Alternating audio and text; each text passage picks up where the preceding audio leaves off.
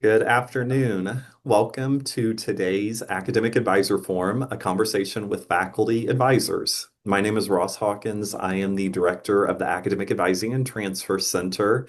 And before we get started with today's forum, I would like to introduce Campbell Keel to talk a little bit about National Transfer Student Week, as well as our next Academic Advisor Forum. Campbell, I'll turn it over to you for a few minutes.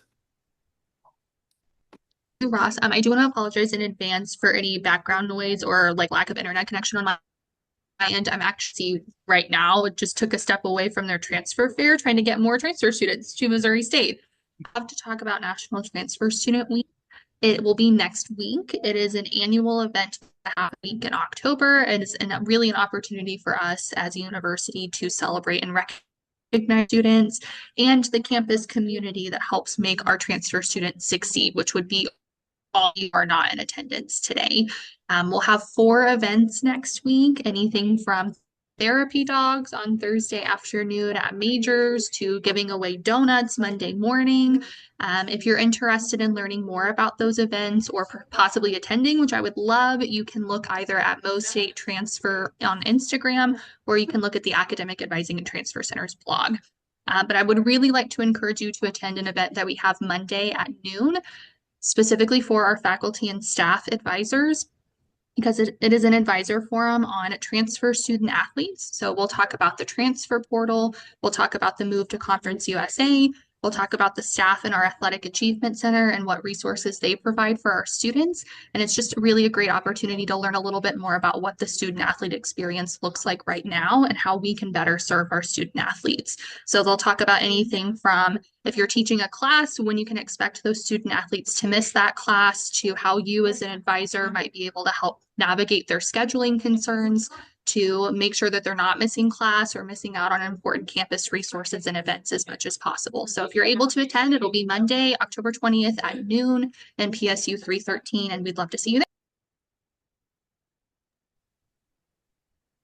Okay, thanks, Campbell. Keep recruiting those transfer students. Good to see you.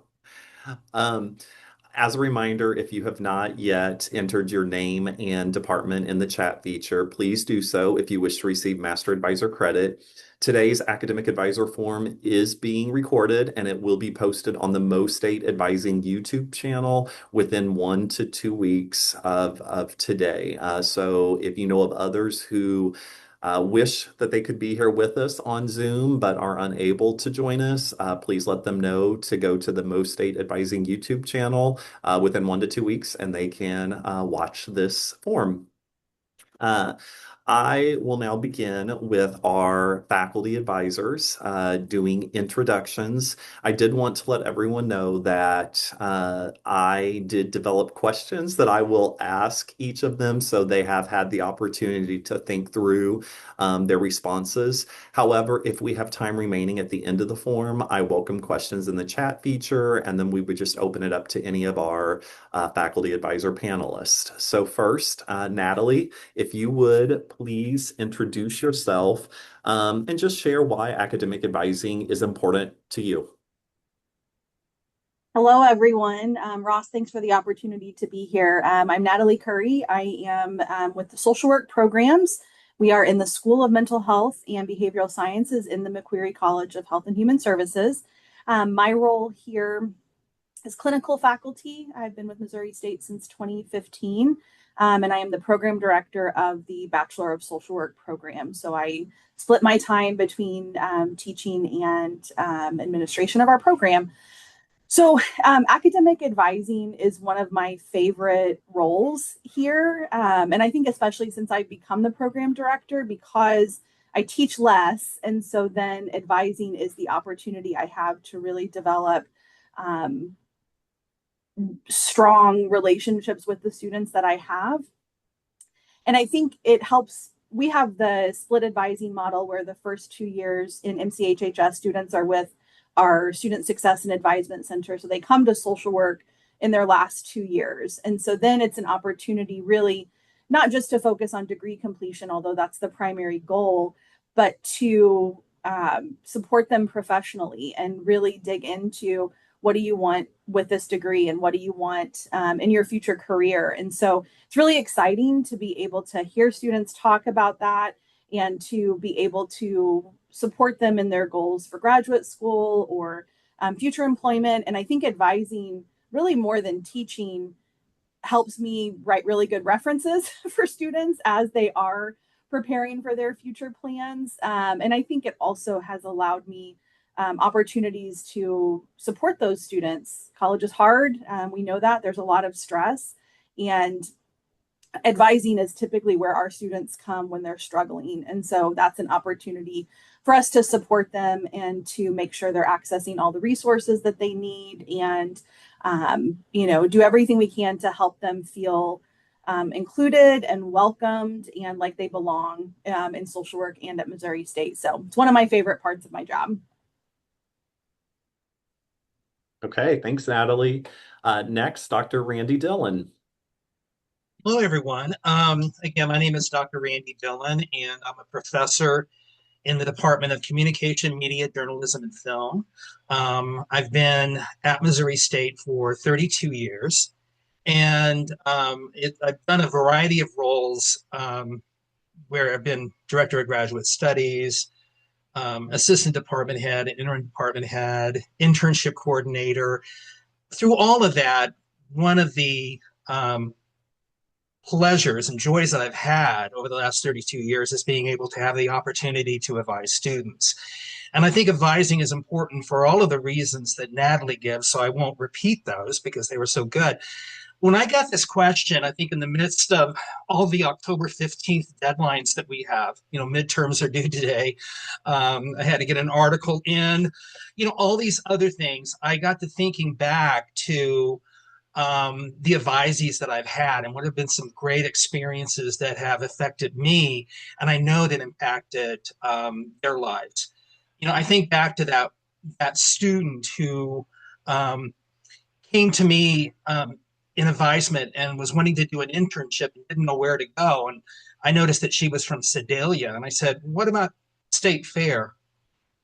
She interned at the state fair, and I just checked the website yesterday. She's still there.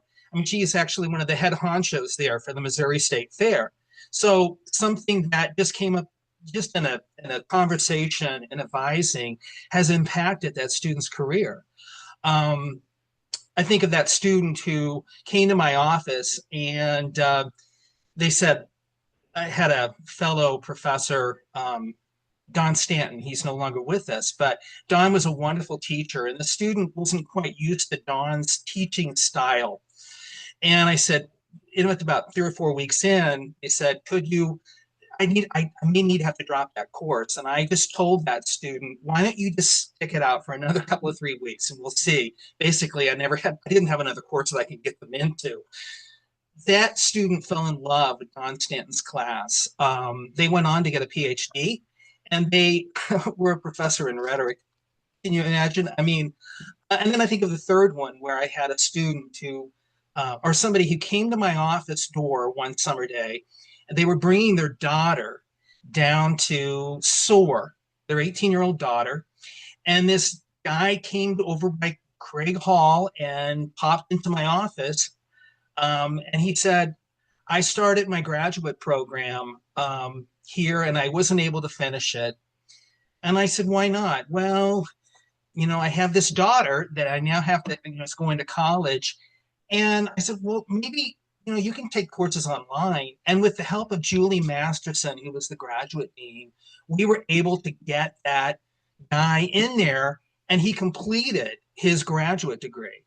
So, sometimes I forgot about those stories, but getting this question from you, Ross, has made me think about those are the things that we do make a difference. And, sometimes we get so busy with everything, we don't think about that, but we do make a difference in people's lives and they make a difference in ours. Thank you, Randy. Next, Dr. Melanie Carden-Jessen. Morning, Melanie Carden-Jessen. I am from, used to be GGP, now it is called SEAS, School of Earth, Environment, and Sustainability. I have to think about it. What do I do? I am the secondary science program coordinator. I I work with teachers primarily, and then I also teach environmental interpretation and program coordinator for some certificates and things like that. Other duties as a science. Why is advising important to me? Randy and Natalie both did awesome job, just ditto to everything that they said. Some of the students, I've only been here this time 6 years, so I don't have the longevity that they do with students.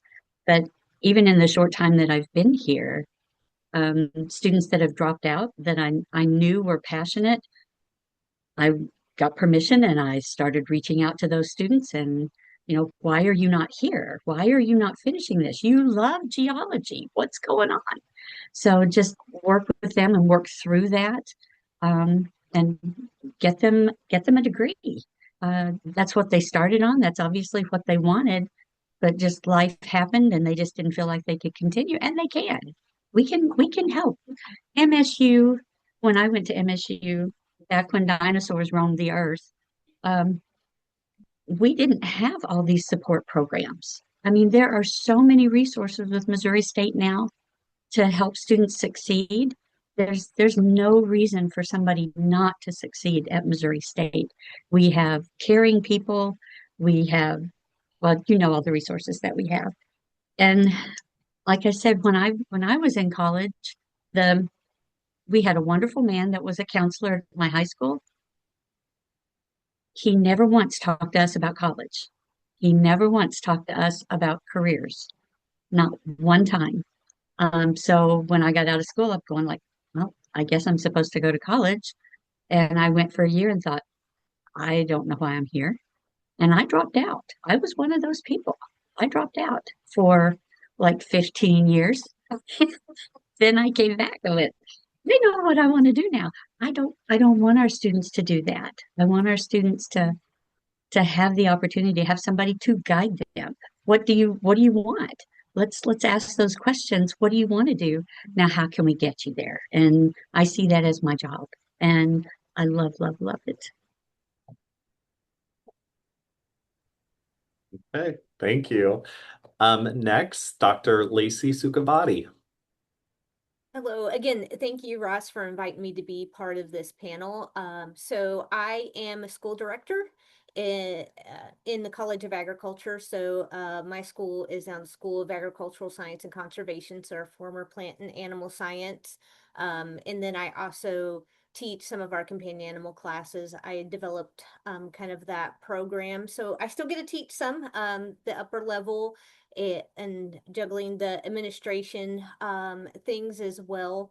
And I we don't want to be redundant, right? A lot of us that are very excited about advising students, it's a lot of the same reasons, and it's that impact that we see being able to have, in helping direct students into the right career paths for them. Sometimes it's also the being there to be that mentor and kind of help students, when they're struggling. I advise pre-vet students, so I do joke with other faculty. Sometimes I get to be the dream crusher, right? But and that's a hard role. But then it is a matter of you're not really crushing the dream. You're trying to get them to think about what other things in life may end up being a better fit for them, and then and as you run into these students as they're out in their career. So of course I keep up with some of the students that are successful in getting in the vet school. But especially in the last year, I've ran into a lot of my students that came through some of our companion animal aspects and that sort of thing, have ended up in different areas in that industry, or, managing research colonies, all of these different kinds of things. But it's seeing what we do that makes an impact on the students and helps guide them into what is the right direction for them. And bringing in those life experiences, like Melanie was saying, where she took a pause and a big break, and so that makes a great resource for not just our non-traditional, but those students coming in. I was first generation student myself, and I also didn't have those high school counselors, regardless of academics and stuff. It wasn't really well talked about. So having that perspective to also bring to students if they're having trouble with some of those aspects. And I think those are great things that we get to do as advisors, especially when you get that more limited contact in the classroom like I do now with the administration role. Okay, thank you. And our final panelist, Dr. Alan Tinkler. Alan. Thank you very much. I appreciate the opportunity to be here, with gratitude as well for the opportunity to sort of be contemplative about, sort of the work of advising. And not surprisingly, Ross provided an exceptional sort of group of questions. For me, academic advising really centers our work, period. I mean, sort of our work, is about, sort of academic success for our students. And so academic advising is critically important. I will say that it affords us an opportunity to affirm our values, approaches, and learning outcomes. For me, higher education is pretty simple. It's about how is it that we understand who we are and how we exist in community. And part of the opportunity for an advisor is to be in conversation with students about how they're going to exist in our academic community. And then when sort of valuing the notion of why it's important, I think academic advising, as has been mentioned, by my colleagues, is fundamentally about this question of belonging. And it's how is it that students understand, that they're seen, that they're visible, and that and that we're working with them, to have meaningful outcomes. So that notion of belonging. And on a personal note, I joined Missouri State University in fall of 2019, just ahead of the pandemic. That December, I was in, master advising, with Ross, which was great. But other colleagues like Kristen Thomas were in the room at that same point in time.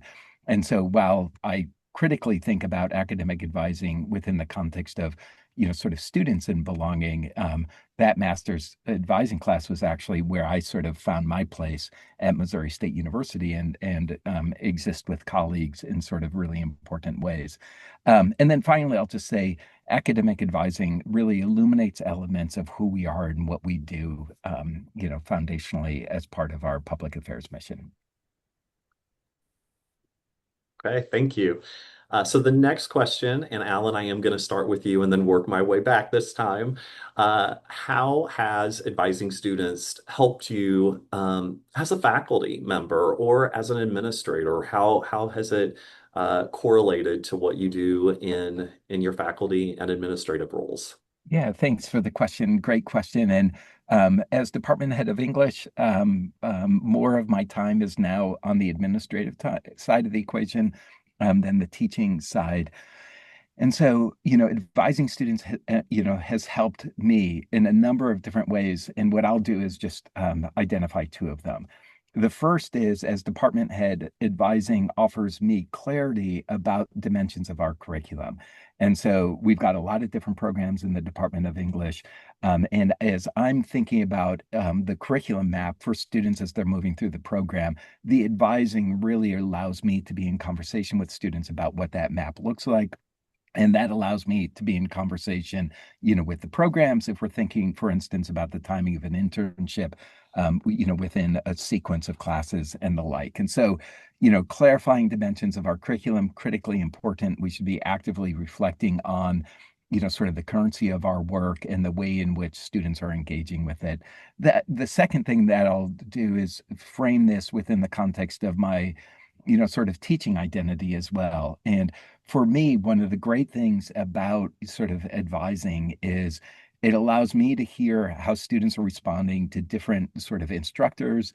And it allows me to test my pedagogical practices. And so when I think about, how is it that I'm welcoming students into the class? How is it that I'm thinking about the different assignments that I would have? And so there's a really strong appreciative inquiry piece to it where I'm able to think about and test some of my assumptions about pedagogical practices and then make adjustments to my teaching. And I think from the student perspective, sort of that valuing of voice, both as it relates to curriculum design, but then also as it relates to, pedagogical practices in the classroom, I think those are really important. And so part of that amplifying student voice, through advising allows, sort of me to impact future students, either through, sort of curriculum design and or pedagogical practices. So being in conversations with students is always a good thing. And then specifically, what are the appreciative inquiry opportunities as we're having opportunities to be in conversation with those students?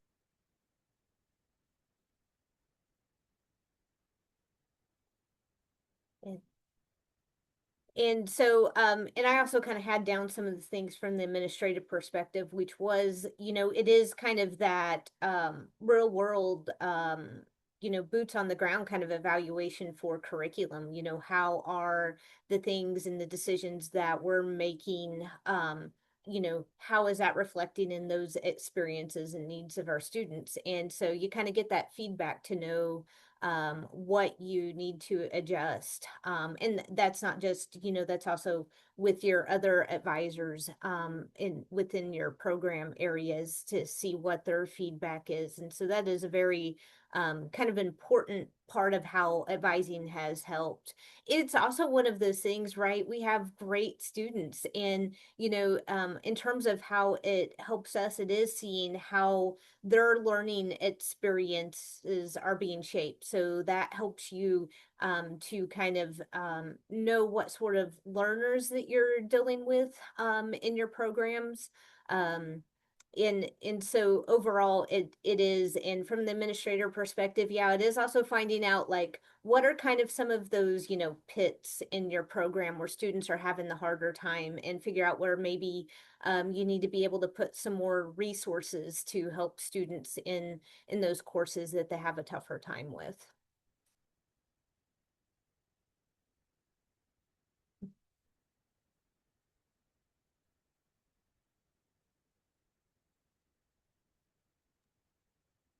Oh, it's my turn. Sorry. How has it impacted me is that it has been a challenge for me, honestly, because I have not only education folks, but I have sustainability folks, I have geography folks, I have geology folks, and I have planning folks. So I have a big bucket that I advise. So how do I keep up with what employers are looking for? I want to make sure. I mean, you say sustainability, and Dr. Tinkler, I know you know exactly what that is. But there's a lot of people in the world that you say sustainability, and they think, oh, recycling, right? It's a little more than that. Um, so parents are asking that same thing. So what's your job going to be? What's your job going to be with geography? So I try to reach out to different professional organizations. What are employers looking for? What are the jobs that they need to be ready for? And I try to incorporate that in what I teach, so that when they do graduate, they're at the top of the pile. I want to make sure that Missouri State people are confident in what they have learned, they know their stuff, um, and that they're ready to go to work.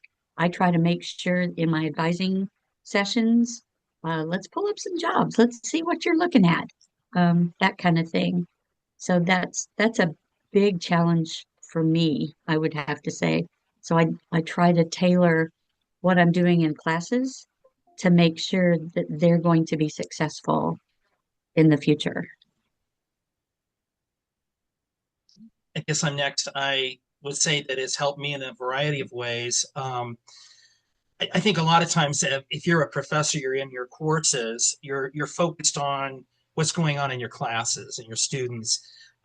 Advising kind of allows you to kind of see what your colleagues in your own department or in other departments are teaching, what they're offering.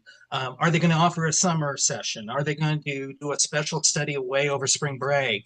I find out a lot of cool things about what people are doing, which I may not have noticed as much because I have the need for that because I'm advising. And you also, I just had somebody yesterday just ask me for a syllabus for my communication and aging course, and I sent it to them. So, if I'm advising a student for a class in another department, for their secondary area or for their minor, a suggestion, I I'd like to find out about that marketing class. So I will ask that professor, and then usually people are really nice. They send it right to you. Um, Mhm. I will say something shocking here. So hold on to your seats. I would not have gotten tenure and promotion at Missouri State University without academic advising. And I want to go back to something that Alan said about creating a community. When I arrived here, there was really, there were people who wanted to help, but there really wasn't a system. You know, I think Melody kind of talked a little bit about that years ago. I mean, I didn't see any dinosaurs on campus, but I I was here probably maybe 6, 7 weeks into the semester, my first semester. I didn't know what the courses were because everyone spoke in Aegis codes around here, you know, COM 405, IDS 110. I'm trying to figure out what in the world are these courses. And fortunately, I came in when Kathy Davis had been hired as the director of the Advisement Center and created the Master Advisor Program. I was in the very first group. I still have my certificate from April 3rd, 1996. And I was able to take a lot of the things that I had done in my doctoral program on helping relationships and apply those to advising relationships. And so I was able to do solo research. I was able to do collaborative scholarship with people in other departments about what is effective advising. What are students looking for? We wrote a grant. What are faculty looking for in effective advising? And I really believe that that's how I got tenure and promotion as an associate professor. I'll always believe that. And you can say, Randy, well, that was back in the 1990s. You just don't have those opportunities anymore. They are there. There are things that you can do if you are a professor and you go, I got to do so much scholarship. I've got to be my teaching. My academic advising is not going to mean much. It can mean a lot, like it did to me. There are opportunities out there to meet people, to do important work. So I'll just leave it at that.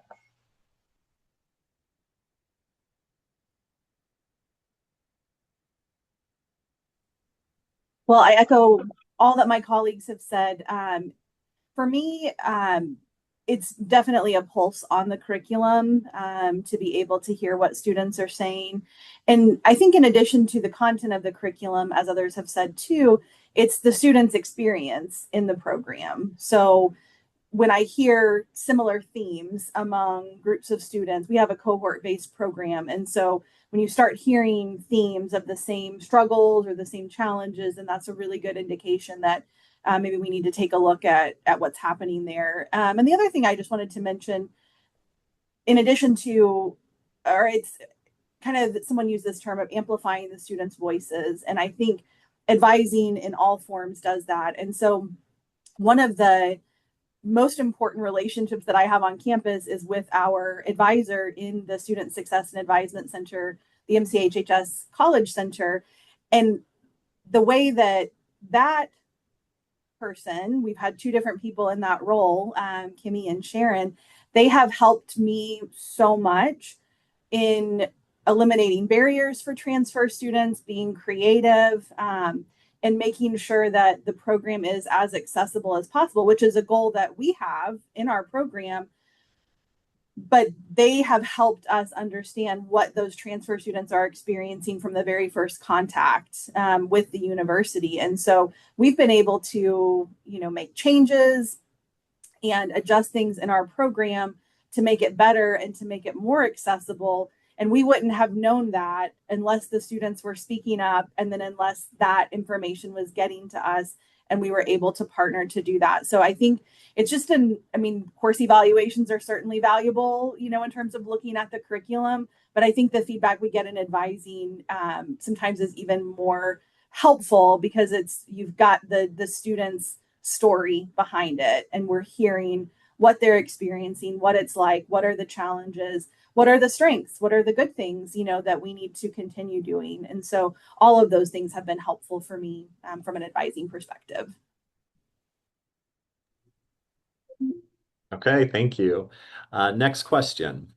When faculty are asked to advise students, it may seem just like another thing being added to an already full plate. How do you manage your current role while still providing excellent academic advising experiences for students? And I'm Natalie, I'll start with you. Thank you. It's really important to me to be organized. That's something that helps me just in general with my role.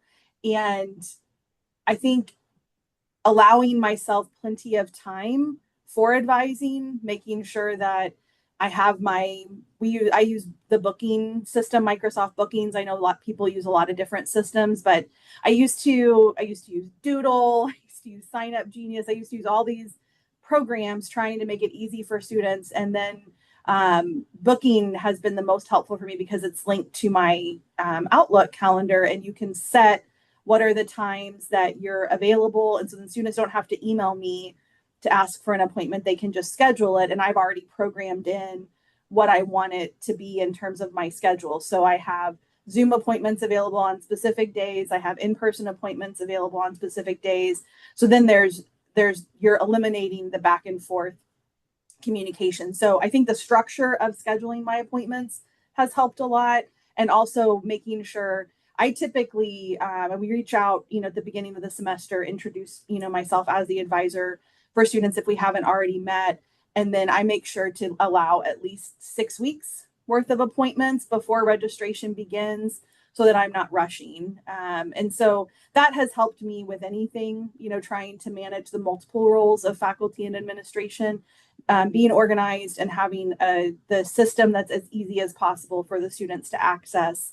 Again, eliminating the back and forth about scheduling, saving email time, saving phone conversations for things that are productive and important for their degree planning or their professional development, and not spending time on when can you meet. That's my biggest tip.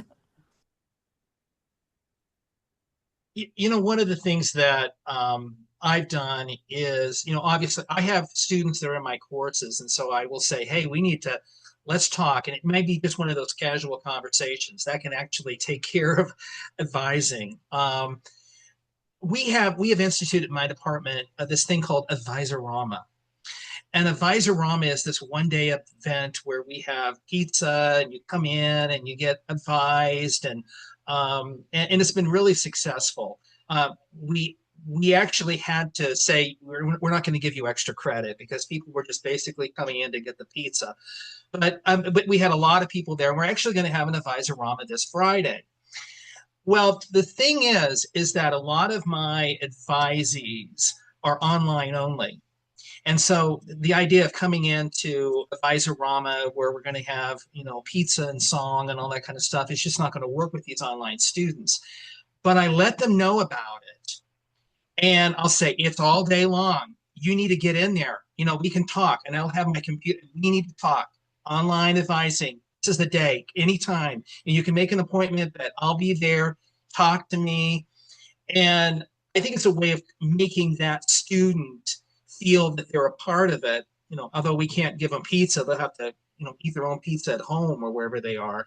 But it's a way of, you get done with a number of students advised in that one day if your department just focuses on this is our advising event, and advertise it and talk about it and get start talking about it early in the semester, because students will show up for that, for pizza.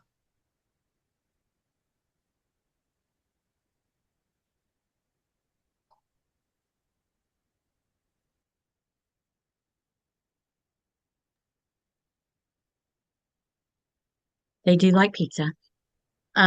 We do that for the geology students. We don't do it for the other folks in our department, but for the geology, that works really well. The event where we bring them all in, feed them pizza and all that kind of stuff. Um, what organized, Dr. Curry, I completely agree with that. I have to be organized or I can't get all of my stuff done. Um, I actually send out emails to all of my advisees way ahead of registration time. I've looked over their notes from the last registration or the last advising discussion that we had and say, hey, this is what we talked about last time. be thinking about that. Do you still want to do this? That is a lot of hours. I know you want to get done, but have you thought about this? Um, so I give them that little poke ahead of time and say, here's the times that I can meet. I'll do Zoom or I'll do in person. Um, a, a lot of advising appointments I honestly do after hours. It just doesn't work for them during the day because they're taking classes and working and all of that stuff. Um, so just being organized, reaching out ahead of time, again, so you're not rushed. I let them know when their schedule is that you can register on October 31st. So let's get it together. What do you want to do? And usually I get an email right back when I send them an email. So this semester, all the emails are already out. Most of the advising appointments are already done. I think I've still got two that we need to do, but we've got those scheduled. So get it done way ahead of time and give them the poke and let them start thinking about it before they get to my office.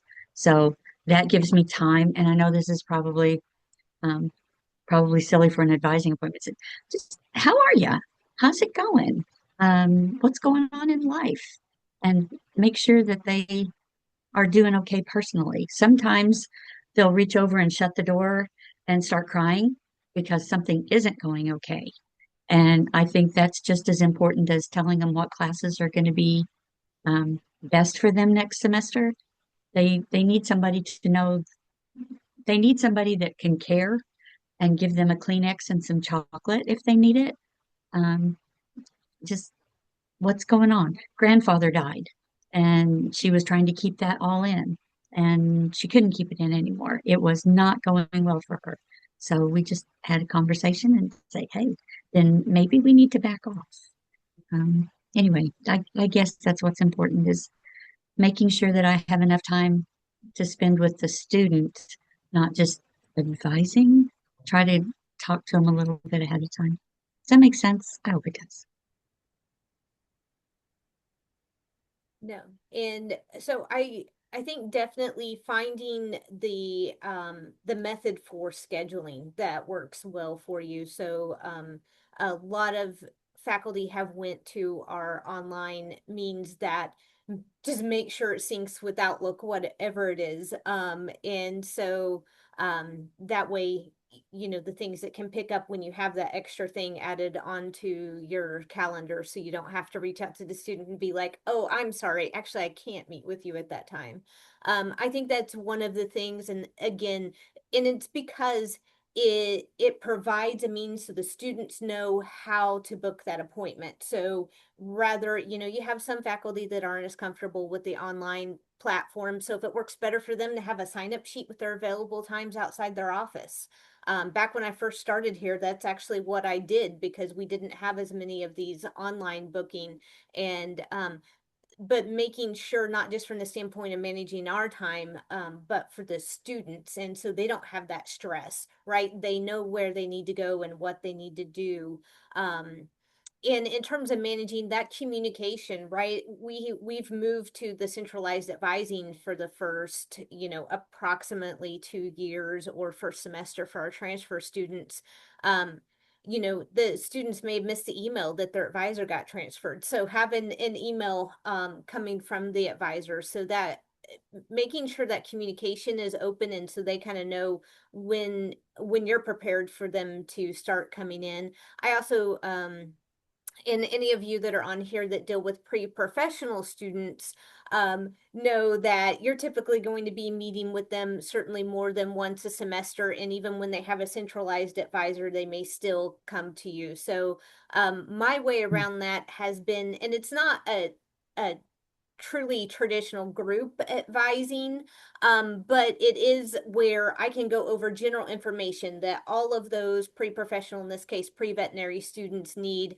And it really saves my time to have that. And this year I recorded it, provided it to our advising center. That way it can be distributed to students, and that way they're able to get that information when maybe it's a little harder to get an advising appointment with me.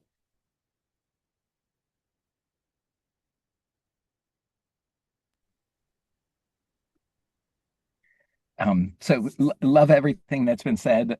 Realize that I need to work on some of my executive functioning skills around organization, but that's for me to worry about, not everyone else. I think what I'll do is just center on two things. I like this question because it asks us to think about adding to an already full plate. And so in the Department of English, teaching and advising are in the same sort of area in terms of responsibility. We've got research, service, teaching, and advising. And so it's important to me that teaching and advising are closely related because that's focusing on student learning outcomes. And so a lot of times, there's sort of this belief, oh, that's service. It's not based on our personnel policies in the Department of English. It's related to teaching, and teaching is related to learning outcome. Advising amplifies our attention on learning outcomes. And so, when I think about sort of that role, that brings in additional elements into advising conversations, like, for instance, research or internships. How is it that we're working with students with learning outcome aligned conversations that sort of brought in, sort of the conversation to include classes that students are currently taking, classes that they need to take, but what are those other, sort of academic, extracurricular, co-curricular activities that allow them to meet their learning outcomes? And so that's really helpful, because our plates are full. But our plates need to have space, for student-centered activities, and advising and teaching are very closely related. And so I mentioned the research, but I also think, MSU has really exceptional faculty abroad experiences and faculty-led, study abroad experiences. And those are the conversations that you can have. And I'll also back up to amplify a point that was already made. Advising centers on the students, and that means, sort of chocolate, pizza, Kleenex, and the like. But it's because belonging is related to thriving. And so if we want our students to feel as though they belong, those advising conversations offer us a really unique opportunity to be in conversation with those students. And additionally, the academy is built on community. And so scholarship, disciplinary specific scholarship, is in conversation within a community. And so as we amplify our understanding of the different communities that exist, I think we're really supporting our students, our undergraduate students, for instance, if they're considering graduate programs. That sense of belonging, that sense of community, and that amplification of, sort of academics and discipline, I think, allows students to thrive. Okay, thank you all. Next question. What challenges do you have as faculty advisors? Alan. So yeah, so the challenges are these beautiful contemplative opportunities. I'll just focus on two because I'm sure colleagues will sort of extend the conversation a little bit. But universities are complicated. Congratulations, we know that, we exist in that. There are necessary components to that complication. And so what we need to do is we need to value the different areas of expertise. Students feel very comfortable in personal advising conversations, but there are times that students need, to be in conversation with other folks. Financial aid, for instance, is one of those. Each individual student's financial aid is very complicated, very particular to their unique experience. And as advisors, we do a disservice if we are making claims against, sort of things, say, about financial aid. Had a grad student who had a scholarship, graduate student needed 12 hours to maintain the scholarship. A faculty member in the department said, oh no, full-time is 9 hours. It turns out, yes, they're still full-time students, but they're no longer eligible for the scholarship that they had been awarded. We were able to work through that as sort of an exceptional situation. But nonetheless, universities are complicated. There's a lot of different dimensions to expertise, and we need to value that expertise. And it's showing, sort of the appropriate meta relationship. Oh, this is something that I'm not sure about. Here's the resource for you to be able to find it. And so supporting that navigation is absolutely critical. The second thing that I'll say, and this is sort of corresponds to, staying in your lane.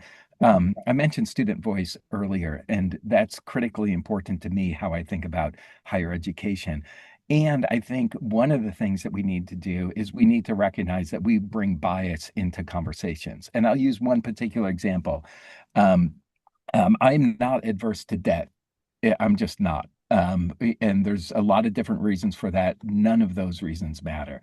What matters is that I can't impose that bias onto other students. And so, when we've got students, tolerance for debt, that's going to be an individual experience. As advisors, we need to be listening to what our students are saying rather than imposing a particular bias onto students. And this relates to, say, time to degree completion. And all of these different elements that I may hold as personal values represent a very particular position. And those, and my positionality is frankly not relevant. What we need to do is be in conversations so that our students are able to talk about their sort of values and approaches to progressing through higher education and be able to move forward academically within the context of what feels good and right to them. And there have been a number of instances. One of the things that I find myself doing as department head is I'm advisor 2.0. So if there's been if there's been a little bit of a misstep, oftentimes those students are coming to me, for additional clarification, amplification, and the like. And some of the patterns that I've seen is we've got, sort of saying, oh, this is what you should do. If we ever find ourselves, in that position of telling people what they should do, we need to take a couple of deep breaths, reframe ourselves, and understand that what we're doing is we're in conversation with students so they can understand the choices they're making, for what they want to do. And there are certain requirements, of course, so we're not bending into that sort of particular place. But sort of, the complications stay in our lanes, allow, and, sort of move students over, to the other experts that exist across campus, and then similarly, sort of that notion of bias. I've spent a lot of time recently, sort of around notions of contemplative practices. And part of those contemplative practices just fundamentally sort of remind us, that there are certain ways that we should not be in other people's business. And our values are really critically important to who we are and how we exist in the world. But our students may or may not share those same values. And if we are pushing those values upon a student, then, I think we're making things unnecessarily complicated. And so I think for certain, all of those things, I know a personal challenge of every faculty advisor is certainly going to be that time management. And so that kind of goes back to some of the things we've already talked about and figuring out how you make sure that you have that time open and available to students. And that's probably one of those biggest challenges, but that is very much figuring out that organization and some of those sort of things.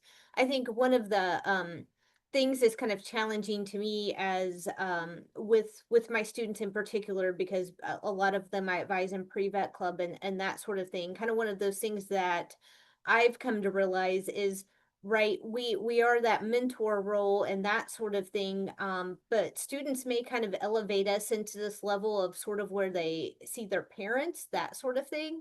And I had kind of one of those realization moments the end of last semester, because I had a student that, they kind of got in over their head and they didn't come talk to me. And it's again, this is one of the great things, right? We have those relationships that we can build with students, because if you think about who had the biggest impact on you going through your college career, advisors rank up there. But I literally had this student that looked, tear-filled eyes. I was afraid of disappointing you, right?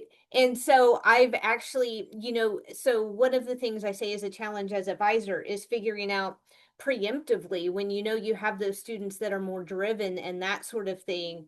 I frame conversations a little different now. I want them to know that, when they have difficulties, that's not a disappointment. That's my role here, is to help them through those things. Because you have some of your students that are they're very used to being independent and self-sufficient and getting themselves through. And a lot of times those are the students that are juggling more things, right? They're typically working more hours and that sort of thing. So I think one of my things as a faculty advisor is, kind of making sure that I do build a little bit more of that personal rapport with the students, where they aren't putting me up here where, oh, it's going to be like mom and dad yelling at me if something's not going quite right.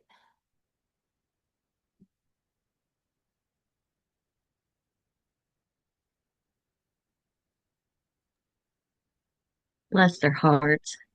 Um, one of one of my challenges, I've already said, our department is so varied. I'm trying to keep up with the course number changes and what courses we're not offering anymore. I'm trying to keep up with all of that so that I can do my job adequately. But another thing is sometimes they're just so interested in astronomy, and then they are interested in ecology and then environmental, and they're interested in so many things. And I have to kind of pull them back and say, okay, I know you want to graduate at some point in time, so let's narrow down what do you really want to do. Let's talk about what are your goals? Where do you want to be? Um, what what kind of job is going to make you happy? If you have to go to a job that you hate, that's not going to be a good life. So, what do you like to do? Let's just start there. What do you like to do? How can we get you there? Is there something we can do to help you get there? I've got one that I finally got narrowed down, and she's gonna graduate.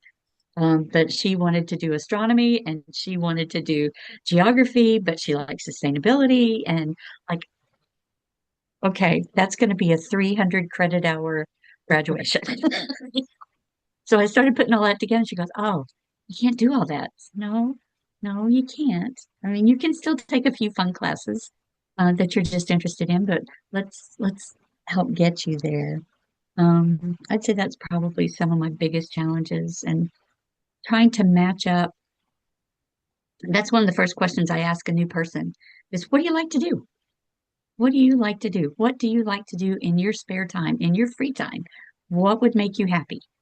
Okay, let's see if we can't get you a degree that gets you a job, that gets you there, that you can be happy. Because I'm there and it makes life so much better. I love, love, love my job and life is good. I've had jobs that I didn't like, and it's like, oh God, I have to go to work today. And now I can get up and say, I get to go. Well, I always want to say Temple Hall, but I'm getting myself trained. It's Blunt Hall. It's Blunt Hall. But I get wake up and go, I get to go to work today. And I want my students to do that too. And I've got to get to know them and what do they want to do before I can do that.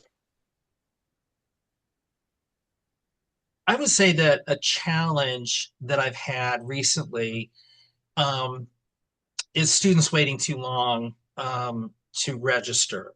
I We had a departmental center advisor, and then about a year ago, or a little over a year ago, the faculty took over again, and so I was assigned a number of online only students. And the thing is that by the time I get them, there's been such a great job ahead of time, whether they've been here at Missouri State or somewhere else, where they've been able to complete the core 42, their gen ed credits. And if you get to a point by the time I get them, um, we don't have a lot of flexibility. And if you can only take online classes, and you got to take 300 level or above. And you've got to do classes within the major, and you might have a secondary area or a minor, and you're trying to look for online only classes there that are being offered. You cannot wait. You just cannot wait. It might have happened before and you got away with it because, you can't get into that gen ed class, but here's another one that you can get into. That's my biggest challenge and so what I've done is I said, you can't wait. I'm just honest with them. You don't have that many courses left. We're seeing the end. We got to get there. That's one. Second is where you might have gotten a student in a class and you think everything is going really well, and you might have actually begged a fellow colleague, or you said something like, "Oh, this is a really good student. If you can get her in there, get her in." They get in. It's a required course for upper division courses, and then that student will drop out, and you won't know, until you find out that you're starting to advise what happened to Com 210. Why are you not in there? You talk to the professor and they say they were doing really well, but they just left. And then I go back to the student and I ask, why did you drop that course? That is a prerequisite for these other courses, you know. And it was something like, well, I just didn't like the group I was with.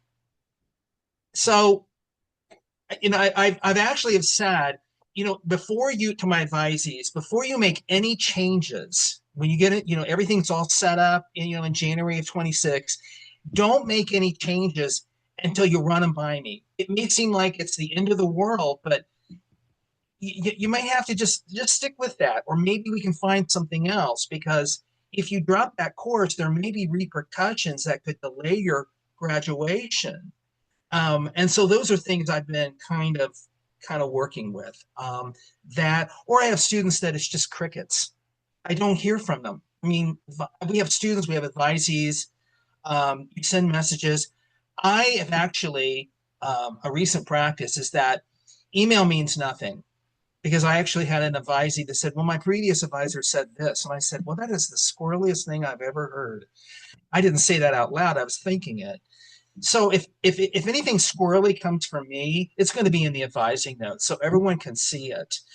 Even if I have a student who sends me a quick email, I will send the email, but I'll also put it in the advising notes because it's easier to go back to.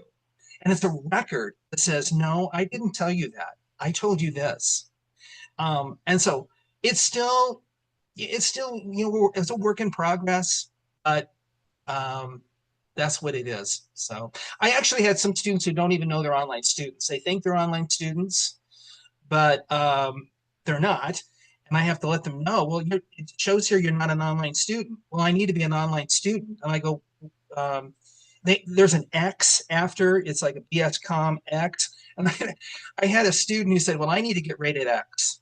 I didn't go into, but I go, well, here's a way you can get rated X for being an online student. So I don't think they got the double entendre there. But I go, I need to be rated X. So if you're rated X, then you can be you'll have the online classes and you'll be able to register for them. So. I don't have much to add. I echo everything that everyone has said about challenges in terms of, timing of the semester, busy times for advising or busy times for grading and courses and everything else. And I think the biggest challenge I experience is really just the multitude of things our students are juggling. It's very rare for us to have a student who is just in college. It's that most of our students are in college full time and working full time and managing family responsibilities and juggling who knows how many things. And so then figuring out, where does college fit in that? Where does this program fit in that, in terms of where is it going to get you in the future? And then I really appreciated everything Alan said about the resources on campus, because I think for social work advisors, maybe others in helping professions, we can sometimes feel like I'm supposed to case manage this, or I'm supposed to social work this because that's, my background, when the reality is they need the right information from financial services. They need the right information from, these other resources. And we can be incredibly helpful in facilitating those handoffs and making sure that we're getting them to the right places at the right time. But they're dealing with so much. Most of the students who take a leave from the BSW program, I can't think of a student who did that because of the program or because of the curriculum. They did it because of life. And that's the reality of what our students are managing. And so I think as advisors, we absorb that. We're the frontline people that are going to hear those difficult stories and try to help them brainstorm how it can work. And it's just a lot. That's a lot to know, and it's a lot when you care about your students, and you want them to be successful. Okay. Thank you guys. Please, everyone, join me in thanking Natalie, Alan, Dylan, Lacey, Melanie for your willingness to serve on this panel and really share with us how being a faculty advisor, the pros, the cons, the challenges. One thing that I got out of this, each of you are student-centered. And I applaud you for making advising a priority with everything else that you do. So attendees, thank you all for being here. That will wrap up today's academic advisor forum. Again, it will be posted on the YouTube channel. So if you feel like this information could be beneficial to others in your areas, please let them know that it will be posted on the Most Data Advising YouTube channel within the next 1 to 2 weeks. Thanks, everyone. Have a great rest of your day. Thank you, Bye. Rod.